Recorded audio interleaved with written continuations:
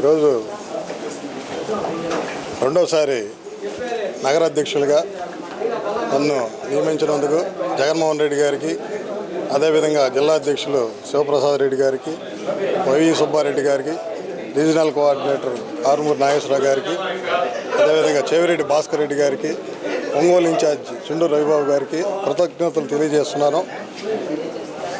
గతంలో అధికారంలో ఉన్నప్పుడు సిటీ ప్రెసిడెంట్గా చేశాను, కానీ ఇప్పుడు ప్రతిపక్షంలో ఉన్నాం.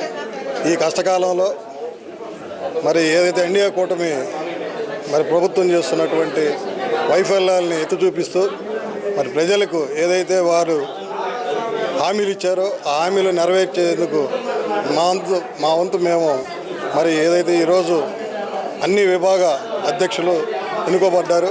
ముఖ్యంగా మహిళా విభాగం, యువజన విభాగం, స్టూడెంట్ విభాగం, BC cell, SC cell, ST cell, minority cell, అలా 23 విభాగాలు అధ్యక్షులు కూడా ఎన్నుకోబడ్డారు. వీళ్ళందరినీ కలుపుకొని పార్టీని బలోపేతం చేస్తూ రాబో కాలంలో మరి చుండూరు రవిబాబుని, అదేవిధంగా జగన్మోహన్ రెడ్డి గారిని మరి ముఖ్యమంత్రిగా, చుండూరు రవిబాబు గారిని ఎమ్మెల్యేగా చేసుకుంటాం అని మీ అందరి ముందు మేము ఈరోజు మరి ఈ సమక్షంలో తెలియజేస్తున్నాం.